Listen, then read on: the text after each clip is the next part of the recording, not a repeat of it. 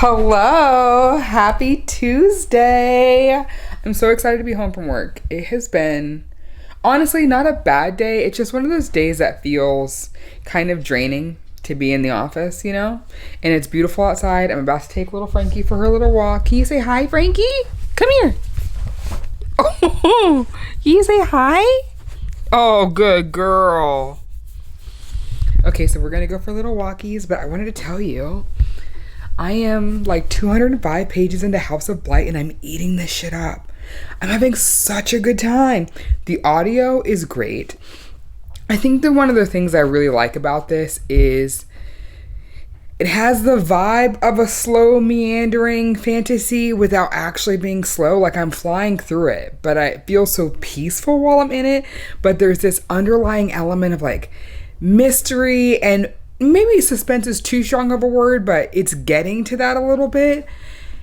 And also we are very attracted to two brothers we shouldn't be. And it's a good time so far. It's a really good time so far. So I'm going to go take her for her little walk.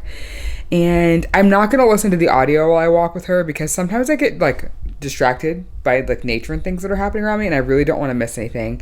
And we're at a critical garden party scene. I can tell it's going to be critical. So I'm going to put that on pause, take her for a little walk, and then I will be back and I will update you with what we're doing this evening. Hello, I feel like this angle is a little bit of a choice. I have you on my desk and I'm sitting to give myself a minute because I just took my laundry out of the dryer. I need to put it away, but I'm going to let myself do that later. I put away the dishes, dinner's in the oven.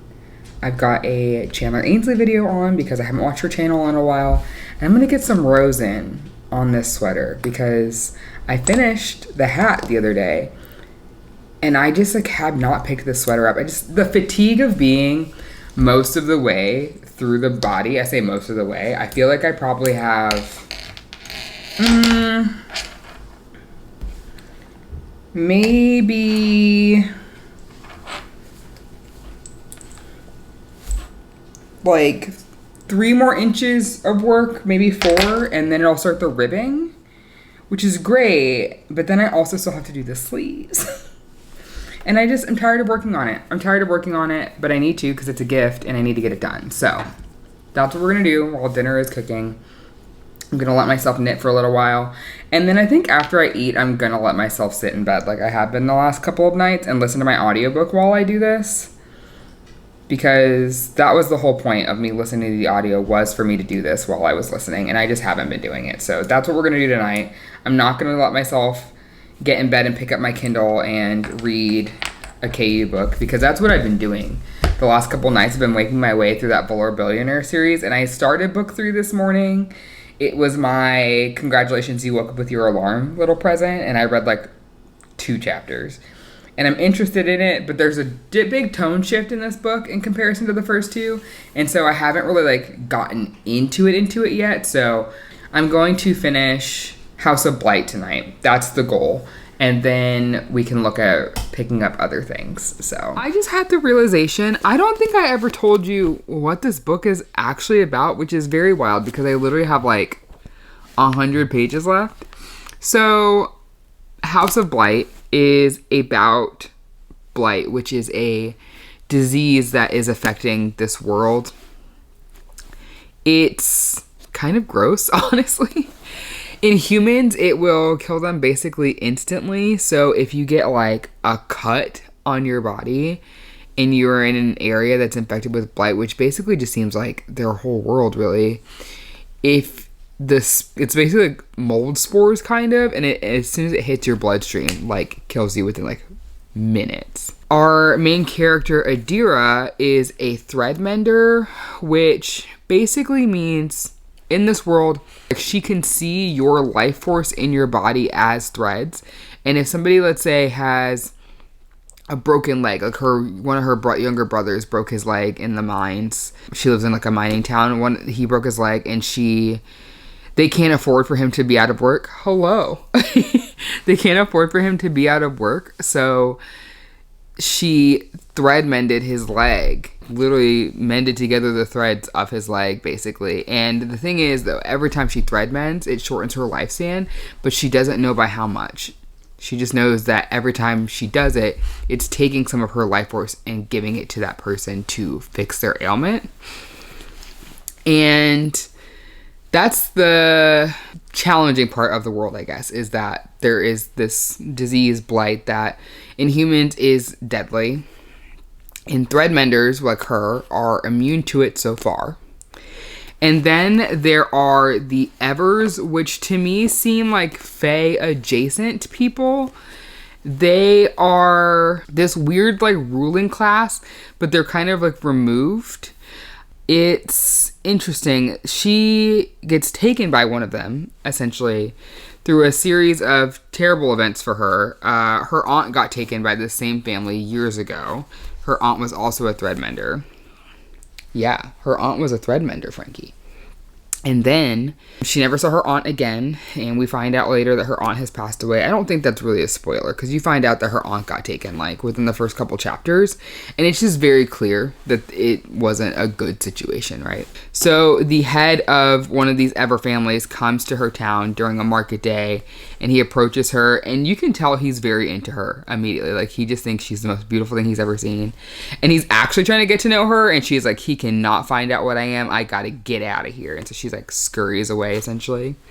Well, he comes to find her later. Like, he's talking to people in the town, and he's like, who is that girl at the market that like dipped immediately? Because like, I'm trying to get to know her. He catches her thread mending, realizes what she is, because threadmenders have to like hide their power, and he basically offers to take her back to his homeland, essentially, and to keep her brothers in a sense of stasis. They have both become infected with blight, and they're the last two remaining members of her family.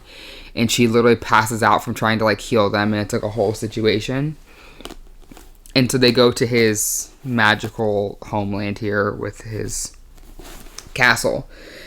What we learn is, he takes her so that she can hopefully find a cure for blight, which they have had many a threadmender come to their home, live with them, study, take these notes, and no one's ever been able to figure it out. You were just so excited. I'm trying to tell them a story. Do you want me to tell you too? Oh, you want to play. We're not doing that right now. But I can tell you a story. So, he takes her to his house, Frankie. He takes her to his house. You don't care. Anyway, so she is there now, and it's a lot of it when you're reading it.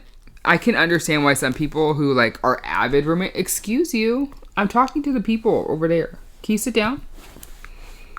Can you sit down? Thank you.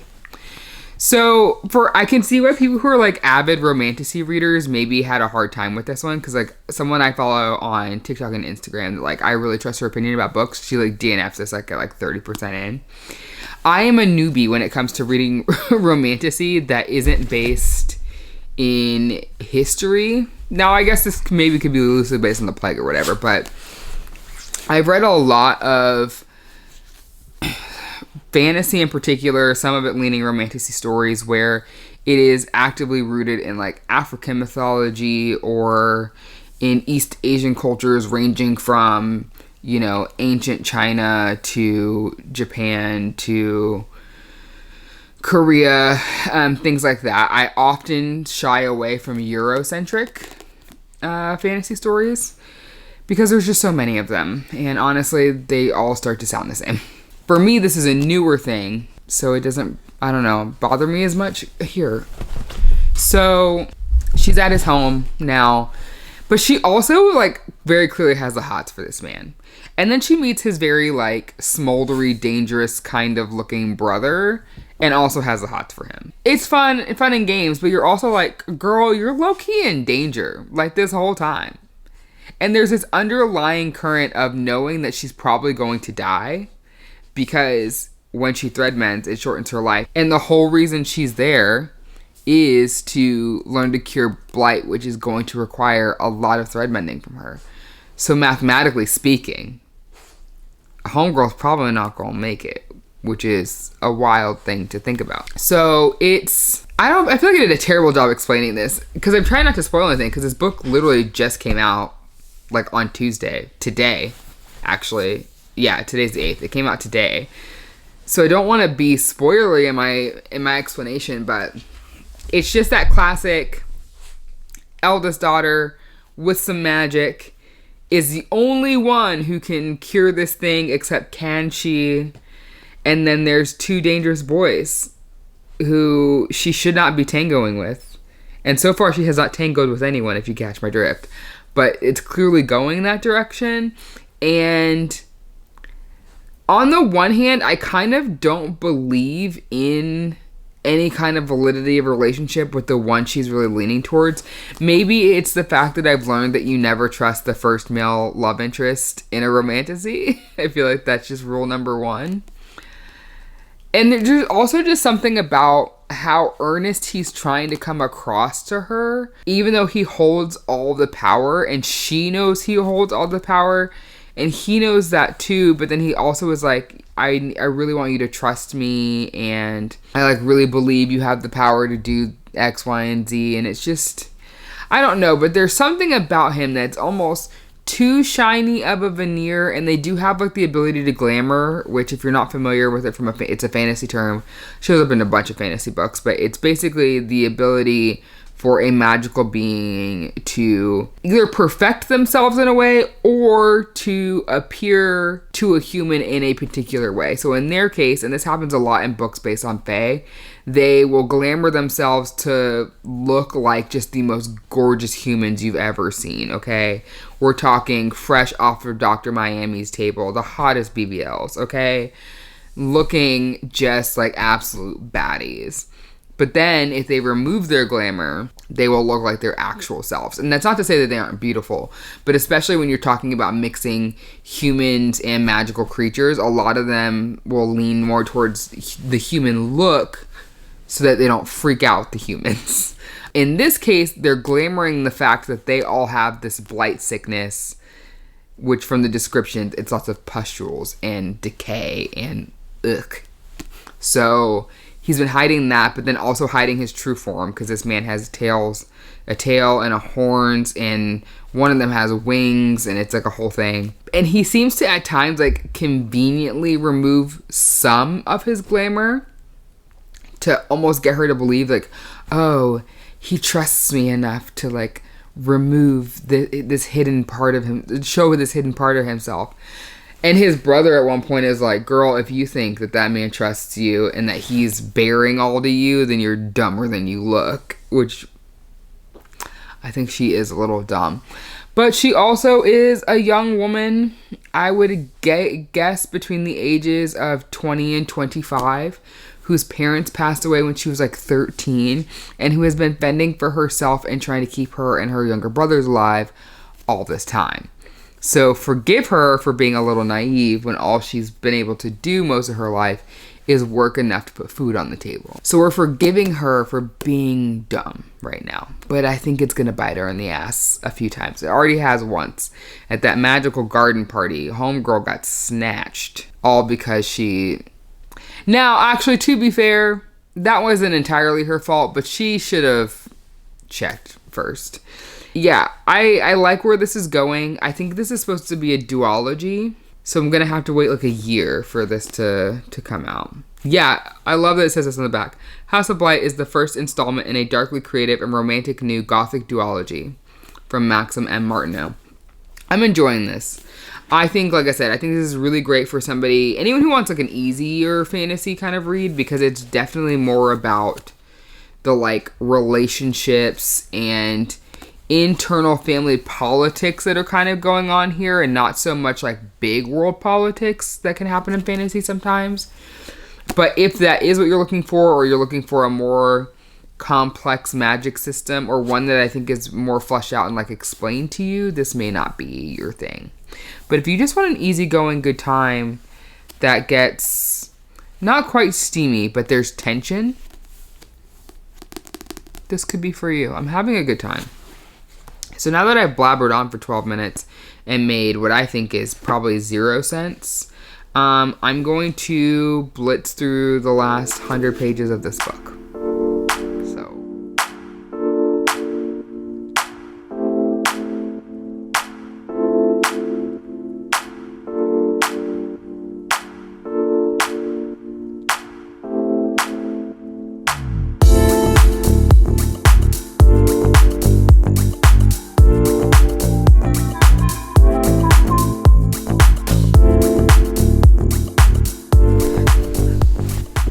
I just finished House of Blight and I'm confused. I don't know what the second book's going to be for. I have an idea, but this feels resolved and like a functional standalone. Kind of. Like it definitely ended on not a question, but maybe a challenge, if you will. An underlying thought, but not anything that makes me go, I need to pick up book 2 tomorrow. Which is kind of nice. I hate being like aggressively cliffhangered where you feel like you need the book now. Sometimes it's nice when you're like deeply in a series and like you know it's completed and it's, let's say it's 4 books long. That is nice. But it is even better when it's a situation like this where like I'm reading this book as it's coming out, knowing that the next book is at least a year away. It's nice to not feel that like pain of knowing you can't read the next book yet. So, okay, that was interesting. I don't know how I feel about it just yet. I'll come back with some thoughts. I need to think on this a little bit. But right now, my vibe is a 3.5. Not a bad 3.5, but just a 3.5. I think it did some things really well, and then there are others that felt obvious, and I don't know. I'm on the fence. Hello. I finished House of Blight, and I think I'm gonna give it 3.5 stars. Not a bad 3.5. It was fine. It was a good after work time that I didn't have to think a lot about, but I got locked into the story fairly easily. But it just was, something was missing. I'm not quite sure what that something is, but something was missing. I think it was just the fact that like, I left that story feeling like it was a fine standalone fantasy, and I don't understand where the second book is supposed to come from. I do know, based on like some like little Easter eggs they kind of gave, but everything feels wrapped up for like our initial plot line. So I just don't feel this like overwhelming rush to be excited for a book 2. I enjoyed Maxym Martineau's writing enough that I would seek out another book from them, but I don't know, something was missing here and I just can't quite put my finger on it. I think I'm just so used to fantasy, especially Romantasy in particular, that third act having, I think, more tension in it and having maybe not so much suspense, but yeah, just that little knot in your stomach where you're like, ooh, what's gonna happen? And then as things are happening, I definitely had some like jaw open moments, but not so much out of like shock, but some of it was honestly body horror and like gore, and not like in a scary way, just kind of like in a gross way where you can like picture it happening. You're just like, ugh. A lot of that was the reason for my jaw being open. It just felt, I don't know, just a little lackluster, just a little bit. I think this is a debut. I'm like 90% sure it's a debut, and for a debut, I think it's really good. If it's not a debut, that would dampen it a little bit for me, but I'm pretty sure it is. So I will look out for more from this author. I don't know that I'll be like eagerly awaiting the next installment of this duology, but it was fine. Like I said, really good for me after work to dive into something to like take my mind off of, you know, day-to-day office activities without feeling like I was really like needed a lot of mental space for it. So I will say, if you like the idea of reading fantasy, but you find that it takes like a lot of mental work for you, this I think would be a really good one, because honestly, a lot of it was very obvious from the beginning, but it's one of those things where like, even though you can kind of see what's happening, you can just kind of let yourself enjoy the ride. And if you can let yourself get into that space, like I think it would be a really enjoyable story. I also think it's a really good story for anyone who is new to Romantasy and wants to understand just like the general dynamics that tend to be a part of the genre. I think this is a good example of that as well. So that's what I think this is for. I think this is for like a very beginner Romantasy reader. Like I would give this to a friend who does not read right now and who's like, I wanted to like get into something, especially because for a Romantasy, it's really short. This was 350 pages, maybe 370. Which, like, if you know anything about, like, a romantasy, I mean, like, Fourth Wing is what a lot of people start with when they're, like, new into stuff. And that book's almost 500 pages, I think, for the first one. So I think this would be really good for someone who wants to get into romantasy but doesn't want a chonker. I think this is a good option. It's 8:11 right now. I don't know what else. I'm in the mood to keep reading. I'm watching some softball right now while I eat my dinner. But I don't know what I want to read. I think I mentioned before, I started Cora, which is the third book in the Velour Billionaire series. It starts out with her recovering from a mugging, and she now has like a personal bodyguard in their meeting, and it's obviously going to be a bodyguard romance. I don't know that I'm in the mood for that. I don't know. I am also listening to Careless People, which is the nonfiction book that was like surprise released last month from a woman who used to work inside of Facebook and is honestly the reason they are the global entity they are now. I know she's not directly the only reason for this, but at least the way she's positioning herself, like she very much created a role that didn't exist when Facebook was very small, and used her experience from working in diplomacy agencies in New Zealand. She's from New Zealand, to create this like global ambassador role for herself with Facebook. So when Facebook was first getting like really big for like when it wasn't just college students anymore and like anyone could join, like say like, you know, 2011, 2012, 2013 times, like she had joined then when it was still a very small team and had done the work to show up in places like Myanmar and Japan and I think Vietnam to kind of pave the way for Facebook to have some relations instead of getting blocked there. And she very much could see it being a space for politics to be. Her view is a little Pollyanna, and I think you're seeing her I'm reading this, I'm seeing her realize that a little bit, and that the people she's working for spout these core values that they don't actually live, which is not shocking if you know anything about wealthy people in America. But I don't know if she just didn't know that, or if I don't know how you look at Mark Zuckerberg and think, yeah, that guy's a good guy. I don't know how you look at his beady little eyes and think that, but she did. And it's interesting so far. I'm 30% in, and I'm 4 hours into a 13-hour audiobook. I'm listening at almost 2 times speed, so it's obviously not going to take me 13 hours to read, but I already am feeling like, where is this going? Like, what are you going to tell me that I don't already know, you know? So I don't know if I'm going to keep into that or if I'm just going to put it down. I think it definitely made a big splash. I think for a lot of people, especially if they don't work in tech, got an eyeful of what it could look like and what the chaos can look like and what all the mess can be.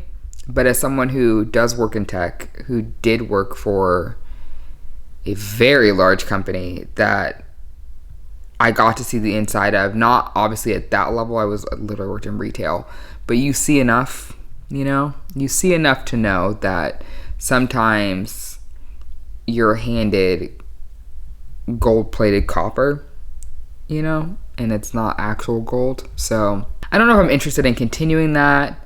I also really want to start some other arcs that I have. I have Tara DeWitt and Bailey Hanna waiting on me. I have that Frederick Bachman waiting on me. So I don't know. Maybe I won't read. Maybe I'll just let myself just kind of be mellow for a little bit and not really think about it. And then I'll update you tomorrow because I just don't know. I don't know. Hello. Happy Thursday. I came home from work and took an everything shower immediately. And I don't know that I've ever felt better. And then I walked my dog. I have some bacon cooking in the oven because I would really like to have a bacon cheeseburger for dinner. That just sounds perfect. Might do some roasted broccoli with that, actually. I also have tater tots in the freezer. We'll vibe it out. We'll see. I am currently going through my email that's tied to this account, my Adventures in Pages email, to look because HarperCollins has been all up in my inbox today, and I am thankful. Okay? Let's see. The new Alison Bechdel book, it's called Spent. It's a comic novel, which haven't really read many comics or graphic novels. I think I've read maybe 2 graphic novels as an adult anyway. And this just sounds really good. It says, even if you're not usually a graphic novel reader, you're going to want to check this one out. It's funny, it's gay, it's incredibly smart, and it's the commentary we all need right now. And honestly, she had me at funny and gay. That's all I needed to know. This comes out May 20th from Mariner Books. So I sent in a little form saying, yes, I am very interested in that. So we'll see if they accept that request. I also got an email about Mason Deaver's adult debut. This has been on my list. I was going to email them later in the summer requesting this, and now I don't have to. It's called The Build a Boyfriend Project.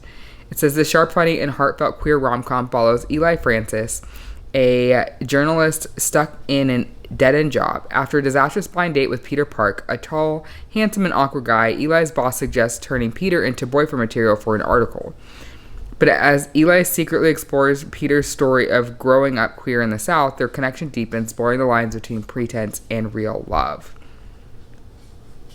Ooh, Deaver's signature wit and emotional depth make this a standout in the romantic comedy genre. The Build a Boyfriend Project promises to be one of the best read rom-coms of 2025. This one, it comes out August 5th. I don't know why I thought this was an October release. I feel like this was supposed to be an October release and got moved up, but maybe I'm wrong. Now I'm glad I didn't wait, or they emailed me and I didn't have to wait, because man, I'm really excited about that. This kind of gives gay How to Lose a Guy in 10 Days vibes, but instead of the article being about how to lose a guy, it's obviously how to like getting to know him more. But that sounds really interesting. And then this one really caught my eye. I saw this title recently, actually. It's Birth of a Dynasty by Chinaza Bado. This comes out July 29th. And it says, it's inspired by African myths, geography, and culture. Bado built a world and magic system that is wholly fresh and entirely her own. This is the natural next read for readers who loved the political intrigue of She Who Became the Sun, which I loved, and the gorgeous world building of Children of Blood and Bone, which I also loved. The story centers around 3 families fight for power in Akabulan, a land where magic is feared, giants are real, and prophecy holds sway. We meet Nkuru Mukundi, the sole surviving member of the high noble house Mukundi of Madada, and Zikora Namani, who only wants to become a Selingual warrior. They are 2 young people against an entire kingdom, not to mention scheming courts, princes on the prowl, paranoid kings, and a prophecy destined to thwart their dreams. The last thing they can do is trust anyone, even each other. Gimme. I am very excited by the concept of this one. I think I might see if there's a NetGalley link in here, because I'm also very interested in starting that maybe fairly quickly. What I was going to say, I feel like what I'm in the mood for story-wise right now is a fantasy that has heavy court drama to it and political intrigue. Something about that really screams to me. Now, I don't know if I'm going to get that in my next read. In fact, I'm fairly certain I'm not going to get that. I don't even remember what this book is about, so I'm going to pull it up. It is Blood Over Brighthaven by M.L. Wang. You can kind of see the cover on that. My library hold just came in, I think yesterday, but I didn't realize it until I got another hold that came through and I hit deliver later on. But I was like, ooh, we're going to read this now, because I have been waiting for this one.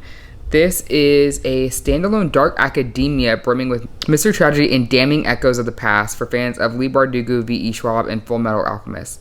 I've only read, well, that's a lie. I've read some Leigh Bardugo, not a huge fan. Love V.E. Schwab, have not experienced Full Metal Alchemist. It says, magic has made the city of Tehran an industrial utopia, but magic has a cost, and the collectors have come calling. An orphan since the age of 4, Siona has always had more to prove than her fellow students. For 20 years, she has devoted every waking moment to the study of magic, fueled by a mad desire to achieve the impossible, to be the first woman ever admitted to the high magistry. When she finally claws her way up the ranks to become a high mage, however, she finds that her challenges have just begun. Her new colleagues will stop at nothing to let her know she's unwelcome, beginning with giving her a janitor instead of a qualified lab assistant. What neither Siona nor her peers realize is that her taciturn assistant was once more than a janitor. Before he mopped floors for the mages, Tamil was a nomadic hunter from beyond Tehran's magical barrier. 10 years have passed since he survived the perilous crossing that killed his family, but working for a high mage, he seized the opportunity to finally understand the forces that decimated his tribe, drove him from his homeland, and keep the Tyrannish in power. Through their fractious relationship, mage and outsider uncover an ancient secret that could change the course of magic forever if it doesn't get them killed first. Sayona has defined her life by the pursuit of truth, but how much is one truth worth the fate of civilization and the balance? Okay, this is going to give me the intrigue I'm looking for.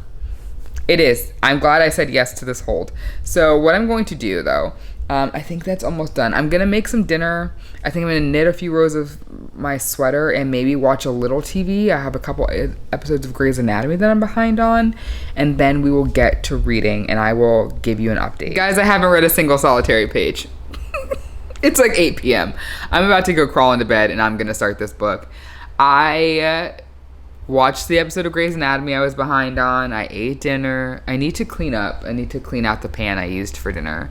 I've done pretty much all the other dishes though. And I got on Instagram to talk to somebody about the Playing for Keeps series by Becca Mack because she just announced the 5th and final book, which is Kara and Emmett's book. I shouldn't say that. We've known this book was coming, right? We all knew. We've known for a long time. But the cover just got dropped. And the release date just got dropped. I am going to put them here. I'm obsessed. But I was talking to my friend about, like, this book's gonna wreck us. I fully expect to be making, like, crying videos on the internet, like Sam. I love Sam's account. I will put a little picture of Sam here. Love Sam. I fully expect full-on tears like this. 100%. Kara and Emmett have had a hell of a journey, and we've gotten to see bits and pieces of it through the other 4 books.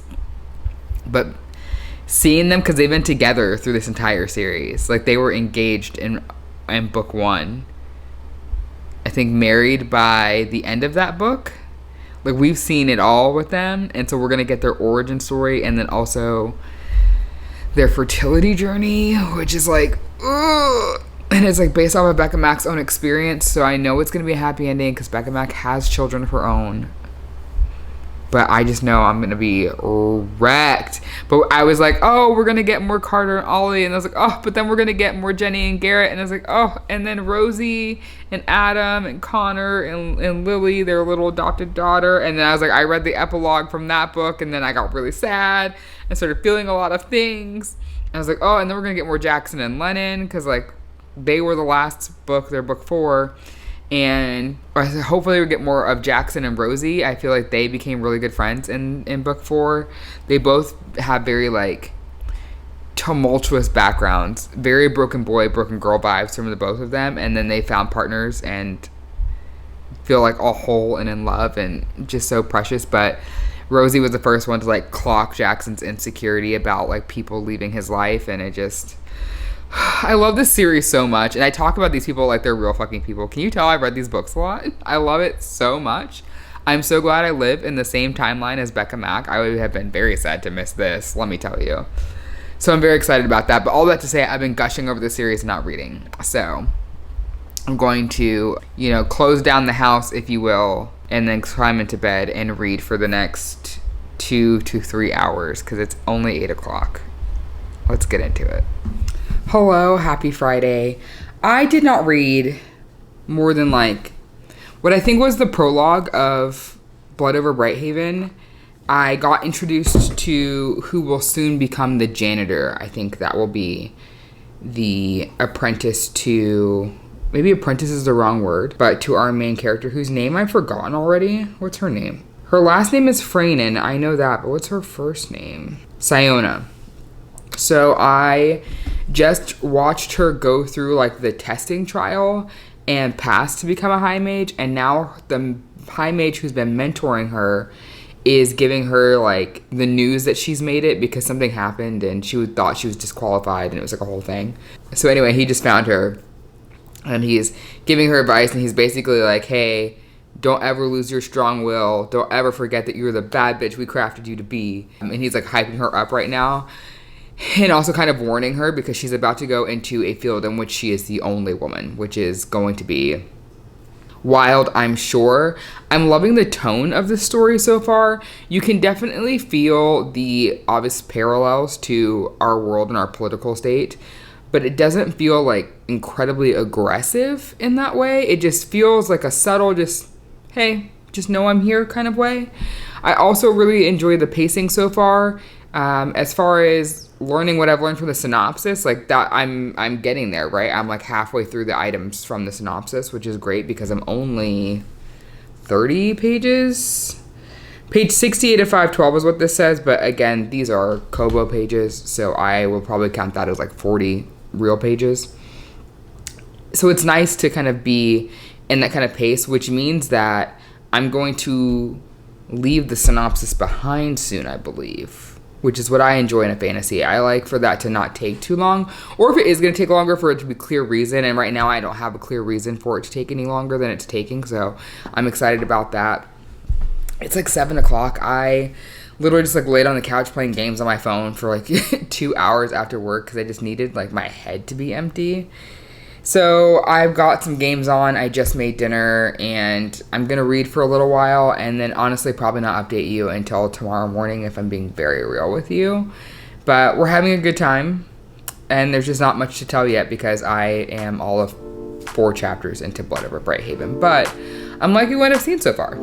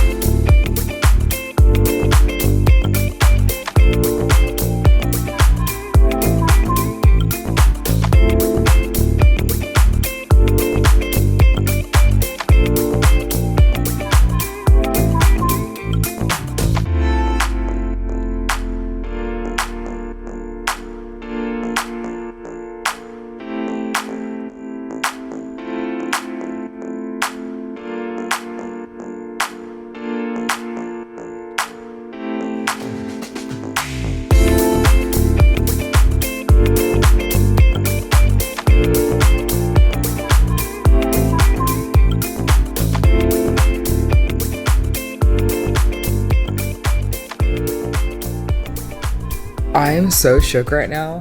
I'm listening to Blood Over Brighthaven and the parallels to our world have gotten thicker, honey, okay? I keep hearing that TikTok song in my head, that clip from that choir. I was like, what the hell? What the heliante is going on in here? Oh my God. I am like, I'm not shocked, but I'm shocked. You know, like I'm surprised, but also not, because these people keep spouting about how like their God knew better and whatever. And anytime I hear that, I go, ooh, you guys are on the wrong side of history. I just know it. And sure fucking enough, this book is wild. So Sayona has become a high mage and she is trying to make a concept, or I don't even know what to call it, this thing that she's doing, but essentially the project is to widen the borders of their city because of overcrowding, but it's a magical situation. And so she's been teaching Tom and her assistant how like the mapping works, and he's an experienced hunter of the Quen, which are these second-rate citizens in this city, but that her people believe are like cannibals and that they're uneducated and dirty and terrible, and you know, just all the colonizer language you can think of. And he's like, we only had to turn to cannibalism because your people destroyed all of our food sources. Maybe think of that. And so they're fighting over that and over religion, and she she is lashing back out at him because she can't wrap her head around the concept that her religion is literally the most damaging thing to these people. Like, it is a cancer. And now she's understanding what a cancer she believes in. It's so good. It's so good, but also it's like, God damn. So I'm going to keep listening. I think I'm going to pick up that sweater I've been working on. Since I grabbed the audiobook, I had an old Audible account that I haven't used in years, and it was eligible for a trial, and so I just snatched it from there. And so we're listening, having a good time, but also very shocked and a little scared. I don't know where this is going. I imagine it's going to get dangerous here in a little bit because pillars of religion don't like when you shake their foundations, and I think she's about to shake their foundations, so shit's about to get real, but it's going to be a good time.